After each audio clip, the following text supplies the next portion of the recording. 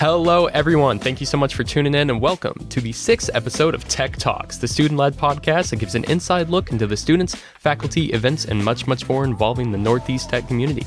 I'm your host, Tyler Kik, and today I am joined by our second faculty guest member, one of whom you second years may recognize from last year, the one and only Miss Taylar Odle. Miss Odle, how are you doing today? I'm doing great. Thank you, Tyler. Yes. Thank you for coming on to the podcast. It's really great that you agreed to do this because you were actually, I'll have you say that. Okay. But a lot of people may recognize you from last year, but a lot of people haven't seen you from this year. You know, you've kind of just been out silent. So tell us why that is. Tell us a bit about yourself. Like, why are you here and why have you moved? Sure. So my new role this year is the Director of Career Advisement for the entire district. Mm-hmm. And so that's a little different than just being located at the Pryor campus.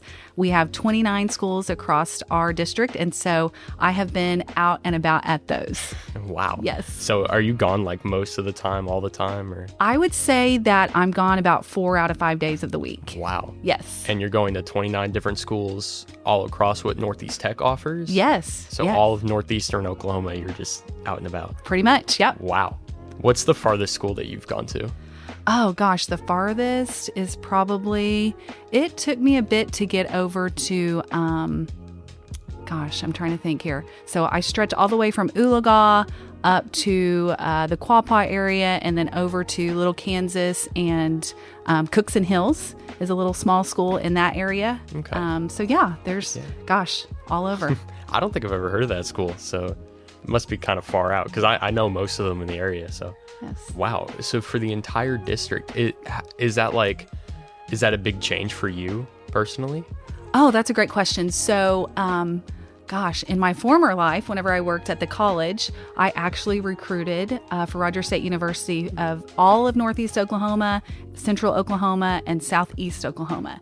So being out and about and on the road and at different high schools, I haven't done that in a while, but it's kind of back to my roots of kind of traveling the district and talking to seniors. Okay. Yeah, so it's just something you're already used to. I didn't know you worked at a college. That's cool. Yes. It's a cool little piece of information. So you said you're the head of the Career Advisement department. Mm-hmm. What does that entail? What's your job? Sure. So the first year here, I've really been focused in on getting to our seniors across our district. So all of those 29 high schools that I mentioned, and just really making sure that they are thinking about their plans after high school. So maybe that's not necessarily tech. Of course, we like to promote tech while we're out and about, but it's also, okay, are we going to military? Are we going to college? Are we going straight to work? What do our future plans look like, and how can I help students get there? Okay. So you're just kind of giving them a realistic output a little bit, just help them further themselves as people outside of high school. Yes. Okay. And I think my main statement to them is it's not too late to get started. No matter what time of year that I'm talking to them, I'm actually going to present at a couple of high schools next week. And my, kind of what I will say to them is it's not too late, guys. No matter what your path is, we can still get started today in April. Yeah. And that's something you firmly believe in as well? Oh, absolutely. Yes. Yeah. It's never too late to get started. That's perfect. That's such a good saying because I have a lot of friends personally who are kind of afraid. I'll kind of mention back to Madeline Borlandelli. Mm-hmm. I had an episode with her some time ago, and that episode we talked a lot about how she's scared for the future because she doesn't know what she wants to go into. Mm-hmm. And it's kind of that sense of am I too late to really get started on some of these career paths? So it's nice having somewhat of an authority figure for us kind of say oh, it's never too late. And that's something I'm struggling with a bit too, because it's I don't know if I want to jump straight into the workforce or if I want to go to college, or maybe I work for a bit, then go to college. But it's kind of the thought of if I go to college in 4 years after I work for 4 years, is it too late for me to, really fit in? But yeah, I according to you, I guess it's not. Absolutely not. Yeah. Okay. That's great. That's really great. I feel like a lot of people will like hearing that. Good. So thank you for sharing that. Yes. So last year for Northeast Tech Pryor, you used to be the student advisor, mm-hmm. and that's a pretty big role. It's now filled by Anna Holmes, mm-hmm. and she's doing a great job. Yes. But when you moved from being the student advisor to now being the head of the career advisement department, what was it like transitioning between the two positions? Sure. So it's, I'm still visiting with students about their future plans.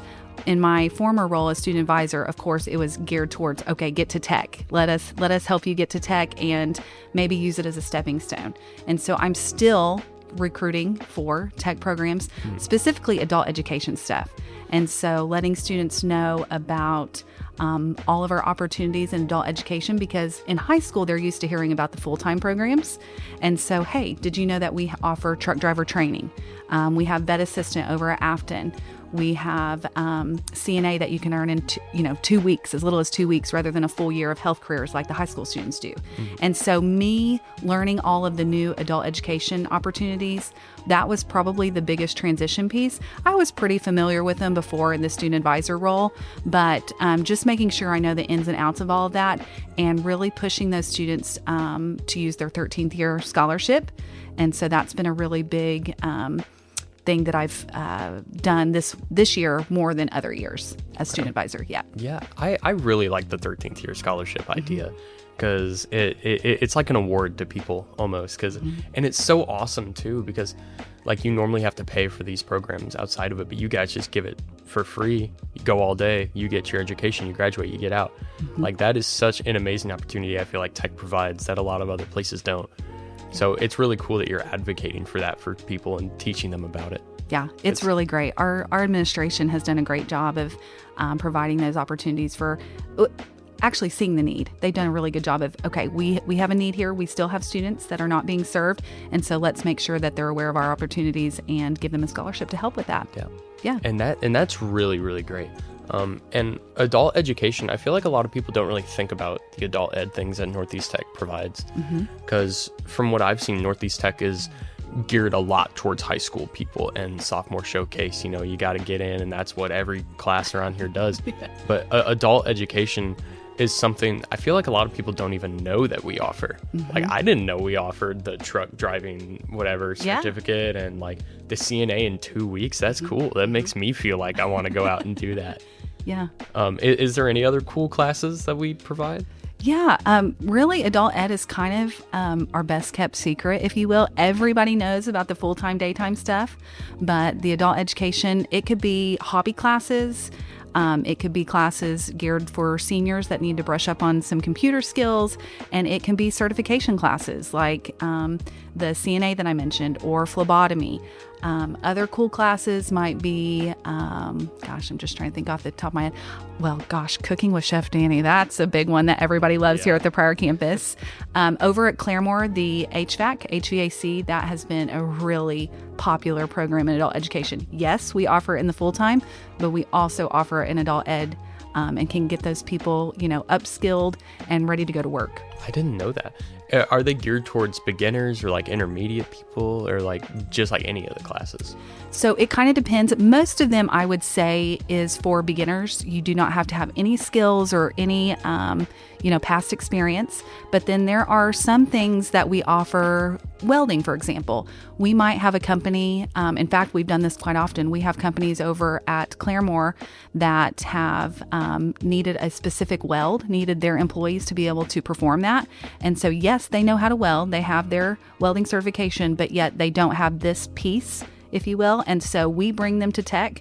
We show them how to get that done and then send them back to their employer, and they're able to do it. That's awesome. Yeah. That's awesome that we can provide that for the community. Yes. So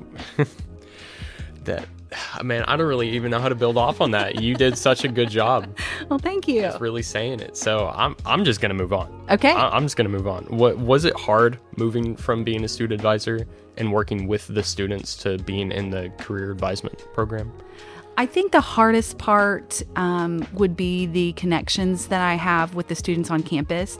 I'm going to be honest, I miss that a little bit. And so, I'm not anywhere for very long in this new role. And so building those relationships with students, it's not something that, let me just say this, I'm missing it. I'll tell you. Okay.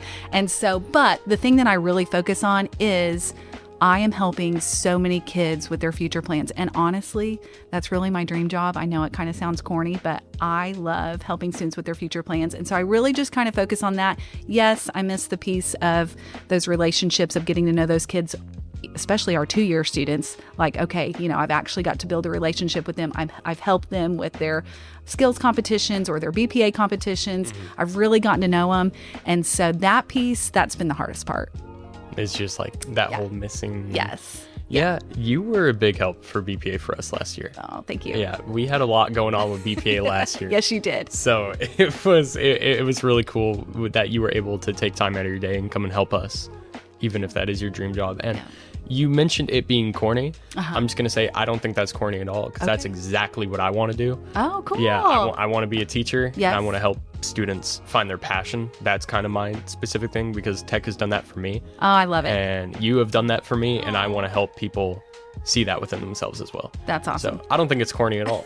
Well, good. Yeah. Good. That's so cool. I don't think anyone should find that corny, because it's awesome. I mean, students need that. They really need that. So Absolutely. It's great that you were in that position to help them out, and you're still doing the same thing, just more wide. Exactly. So yeah. In your new position, what do you enjoy most about it in comparison to the old one, though? Just to focus more on the positives of moving instead of the negative. Sure. Yeah. Like I said, just making certain that we are reaching as many students as possible with their future plans, or thinking about their future plans. I love the relationship building piece between our partner schools.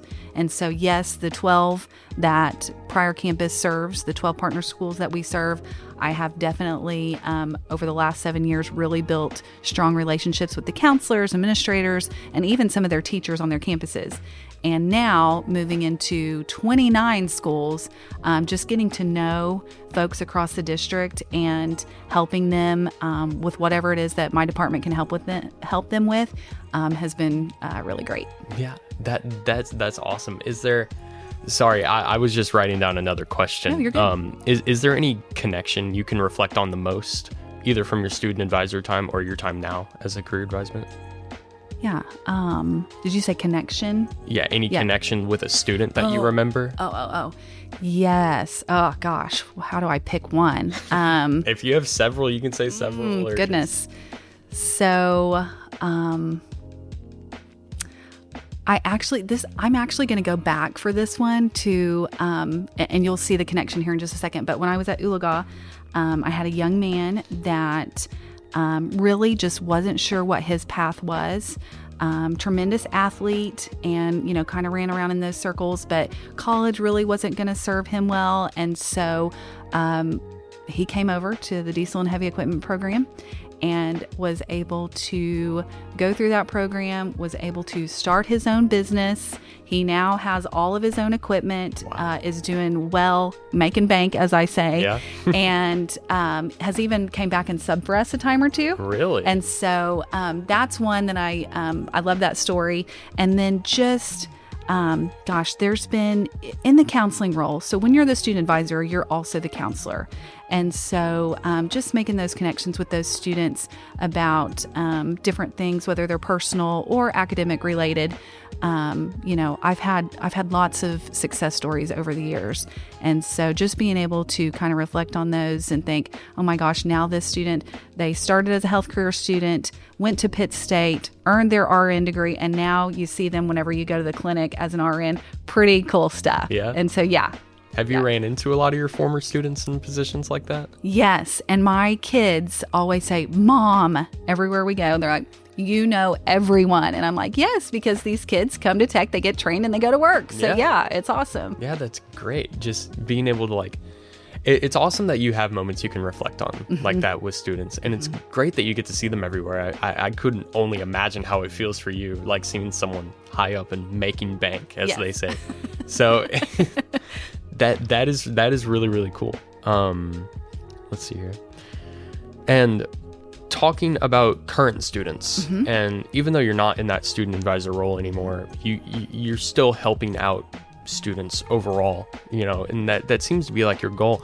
Do you have a piece of advice you could share with our listeners who might be struggling with that right now, or trying to find a career, or maybe people who think they have it figured out but still something that could lift them up a little? Like, I'll just let you take the lead. Sure. Yeah. So, I always tell students, there's no right or wrong answers whenever you're thinking about your future. You're 17, 18, 19 years old trying to plan it all out. It's a little bit intimidating. And if you don't have it figured out, that's okay. Just get started in something and use it as a stepping stone. I tell stories all the time about students that went to tech, went on to college, and then now, we had one young lady that is the lead diesel technician at Volvo. The stories that I mentioned earlier that I could, tell you time and time again, but it's really just about self-fulfillment. And at the end of the day, what makes you want to get up every day and go to work? Like for me, again, I know, corny, you said it wasn't, but like I love coming to work. And so that's what I try to tell young people is find something that you want to get up every day and go to work and do. And when you get that found, you've nailed it. And so that's kind of it. No right answers, no wrong answers, just your answers, and just pursue it. And if it doesn't work out, you can always change gears. Yeah. Do you firmly believe that you can always change your position or like career field entirely? I do feel like, yes, that there are circumstances where, as adults, there's bills to be paid and there's things that have to be taken care of. And so sometimes I think that we feel a little bit stuck, but there are ways around now with online and just different avenues of pursuing things. I can think of something right now, like over at our Business and Industry Services. That's our third branch of Career Tech, and that's Northeast Tech. We have that. And they have an electrical electronics technology program. And so guys and gals that are out at the Mid-America Industrial Park working full-time jobs, they're able to come in the evening and obtain those courses and get skilled up, as I say, and then they're able to make, sometimes even double their salary. And so there are opportunities out there. Depending, if you want to work hard and you want to change gears, it can be done. Yeah. So back to your question.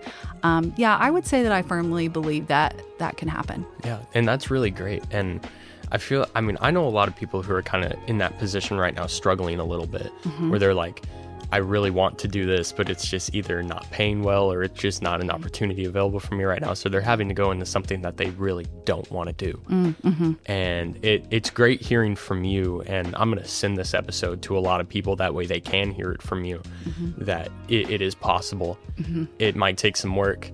One of my favorite sayings that I kind of came up with myself, and I tell people a lot because a lot of people see me as kind of like a media guy. And so they're always like, oh, how do I get started? And I'm like, you got to scrape the floors before you can walk on them. That's right. Yeah. You got to be able to get on your hands and knees and really scrape them down before they can be walked on. And so it's great hearing that from you as well. So thank you so much for joining me on the podcast. That's all the questions I had for you. Is there anything else you want to talk about? No, thank you so much, Tyler. You have done such a great job. I'm so excited to hear your future podcast. Yeah, thank you. You're welcome. Yeah. I'm gonna keep this podcast going until I graduate. Awesome. So yeah. Again, thank you so much for joining me, Miss Odle. For all you listeners out there, if you want to be a future guest on the podcast, that's totally a thing. Feel free to email me at nt.techtalks@gmail.com. It's linked in the description of this, wherever you're listening, Spotify, Apple, wherever. You can find that there. Or 9:30, I'm always in the admin building getting my chicken baskets and just relaxing and chilling. So always come find me. It's not hard. I'm pretty sure you've seen me around because I'm on the news every now and then. And so remember, take care of yourselves. Take care of yourselves inside and out. Really tell people if anything's going on, and just know that you're amazing, you're loved, and we really appreciate you. So thank you so much for listening to this podcast. I will see you guys all in the next one. This was Tech Talks. Goodbye.